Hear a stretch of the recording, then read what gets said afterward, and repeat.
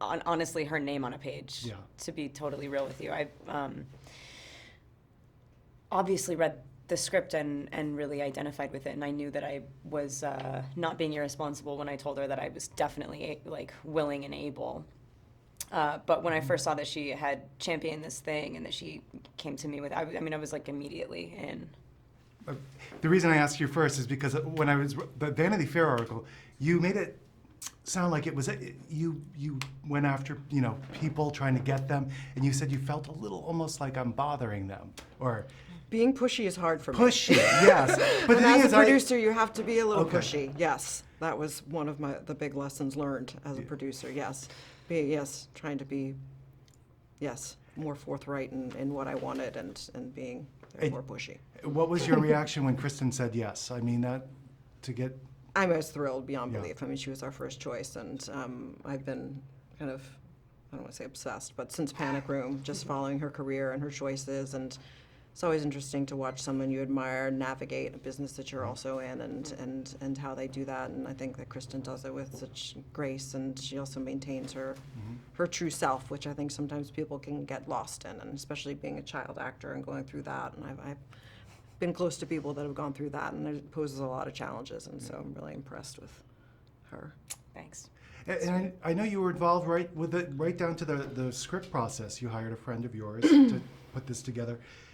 There's so much out there on Lizzie Borden, including there was rumors of the love story, you show a love story. It was not really written that nicely in the rumors, but Nor would it be then. exactly. Go ahead, because I was going to say everything about the characters, despite being an axe murderer. I mean, there's nothing that's pretty bad, but the characters themselves were quite, they're oppressed.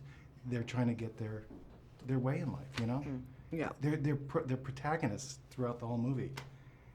And The whole movie? no, I don't mean that. Wow. Yes, Yes, there's you certain know what I turn. meant. There's a turn. part where they're Yes. not the protagonists anymore. Yes. Well, I think they're both, they're oppressed by, the historical circumstances. There was very little options for women at that time. And, I think they've come to represent, or at least Lizzie has come to represent this, like, feminist outlaw who just, like, rages and rebels against, the social norms. I think that's why outcasts and people are so endlessly fascinated by her. Don't you think young people should find that shocking? Do you like that part of portraying how ridiculous it seems, how women really were oppressed? I mean... Yeah, I think, the turn in the movie should be a real shock, because at the point that it all goes really wrong and really dark, you should feel just as stifled as they do. The movie is very restrained. It barely breathes. And that's how women were made to feel then. It's like we haven't developed emotionally. We haven't developed like stronger intelligence. All of that was present in women forever. You know what I mean? So then imagine just cornering an animal. What's going to happen? When they're really left with no options.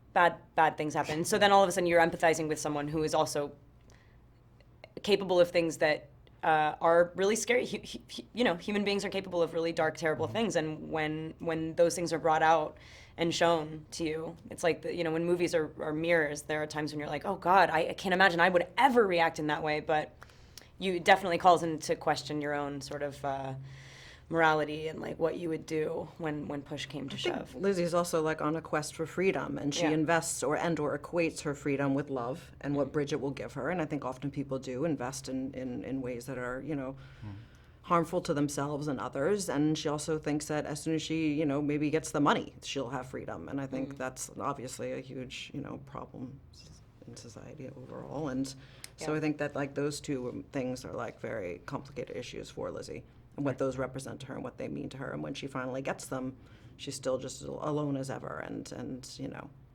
she loses the love and she has the money, but she's alone. Her sister leaves her and, lives the rest of her life, on her own.